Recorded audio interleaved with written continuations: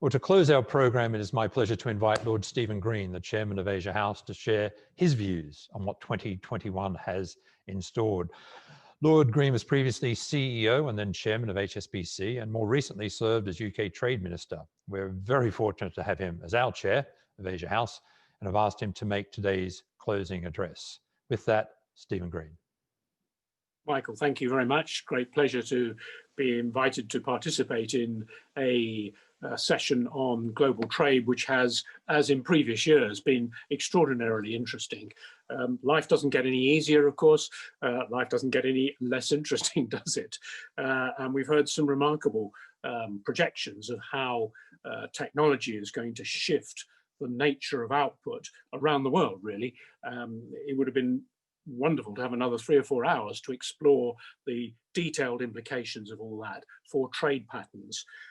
It seems to me that we are moving into an era where the learnings from the pandemic are not yet clear, but it is clear that shifts in demand patterns and shifts in supply patterns, some of which will be the result of behavior patterns caused by the pandemics, and some of which are accelerated trends that were underway anyway through technology.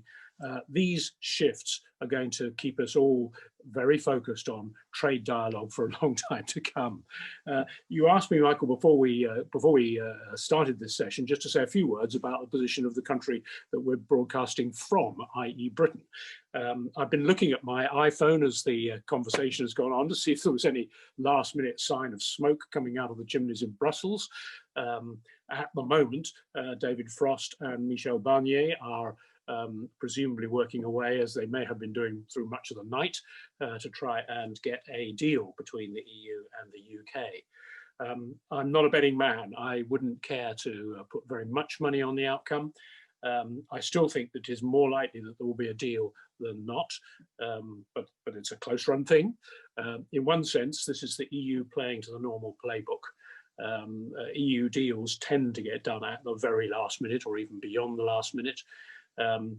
Both I and Anne Ruth had the pleasure of being involved in EU negotiations some years back when we were in our respective jobs on the trade side for Germany and for Britain. And I remember being reminded very forcibly then that an EU deal then depends on the agreement of all the member states, in some cases some regional assemblies as well, as the Canadians found out. So this is not done yet. I think it's worth saying just a couple of things about this.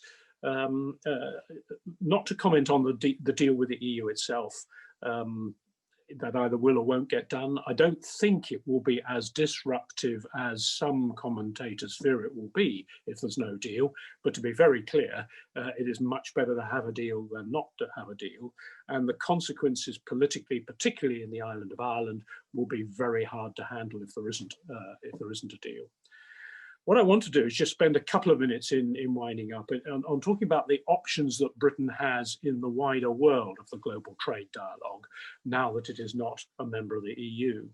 I think the British government has made reasonable progress in rolling over specific deals with third parties, Japan, South Korea, discussions with Canada and so forth.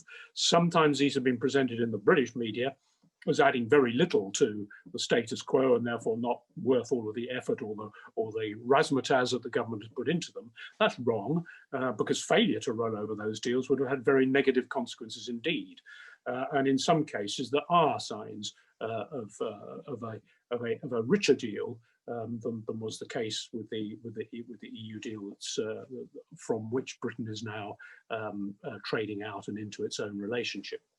More interesting, I think, is the fact that Britain has applied to join the CCTPP.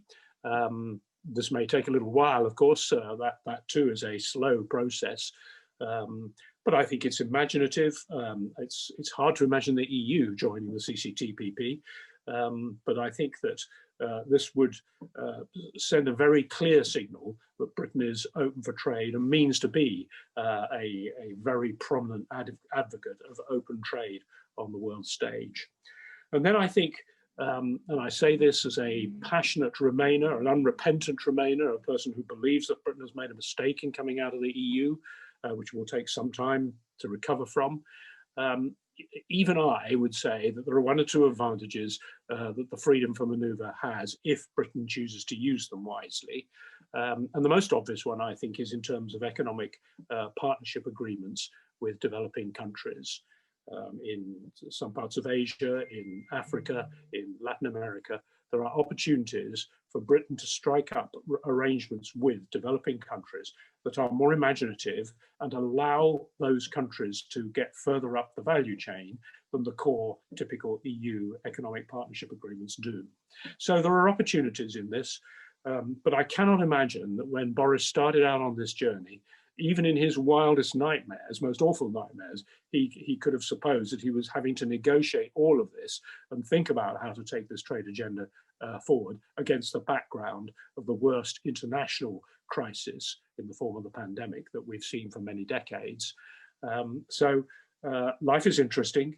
I don't doubt that when we have our next global trade dialogue next year, things will have moved on a lot.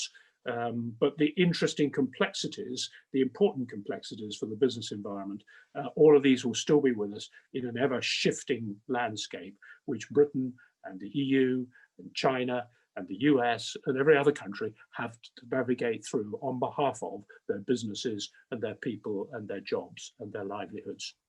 Michael, I'll leave it there. Thank you. Stephen, thank you very much. Ladies and gentlemen, Lord Stephen Green. That brings us to the end of the Asia House Global Trade Dialogue for 2020. It just remains for me to thank all of our speakers. Thank you very much. Really fascinating discussion right across the board. And thank you all for joining us. We had a truly global audience today. I'm very grateful to you for taking the time to tune in. On behalf of the Asia House team, I'm Michael Lawrence. Thank you very much for being with us. Take care. Stay well. Bye for now.